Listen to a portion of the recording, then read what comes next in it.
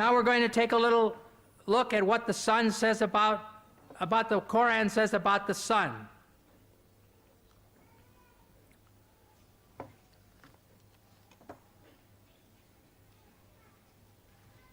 In the Surah of the Kahf, 1886, it says, until when Zul Qarnayn, that's Alexander the Great, reached the setting of the sun, he found it set in a spring of murky water.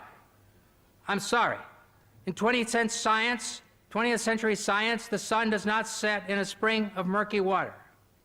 The other points that William Campbell raised was regarding Surah Kahf, chapter number 18, verse number 86, that Zulkarnain sees the sun setting in murky water, in turbid water. Imagine sun setting in murky water, unscientific. The Arabic word used here is, it is wajada, meaning it appeared to Zulkarnain. And Dr. William Campbell knows Arabic. So wajada means, if you look up in the dictionary also, it means it appeared. So Allah subhanahu wa ta'ala is describing what appeared to Zulkarnain. If I make a statement that the student in the class said 2 plus 2 is equal to 5, and you say, oh, ذاكر said 2 plus 2 is equal to 5. I didn't say. I'm telling the student in my class that 2 plus 2 is equal to 5. I'm not wrong, the student is wrong. There are various ways to try and analyze this verse. One is this way, according to Muhammad Asad, that wajada means it appeared to Zulkarnain. Point number 2. The Arabic word used is maghrib. It can be used for time as well as place.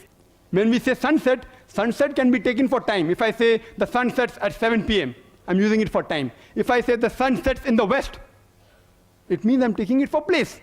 So here, if you use the word maghrib for time, so Zulkarnain not reached that place of sunset, use it at time. He reached at the time of sunset. The problem is solved. Furthermore, you can solve it in various ways. Even if Dr. William Campbell says, no, the basic assumption is too much. It is not appeared to, it is actually this. Let's analyze it further. The Quranic verse says, the sun set in murky water. Now we know, when we use these words, like sunrise and sunset, does the sun rise? Scientifically, sun does not rise.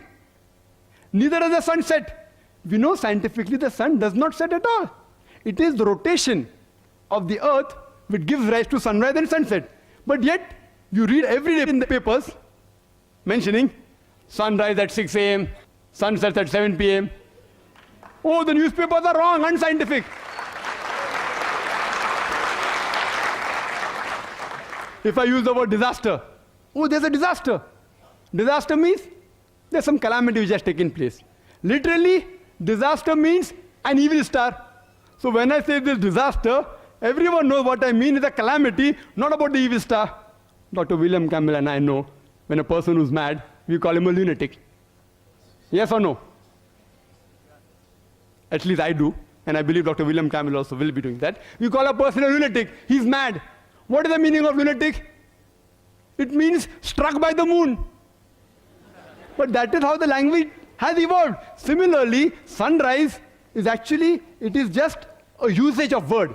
And Allah has given the guidance for the human beings also. He uses so that we understand.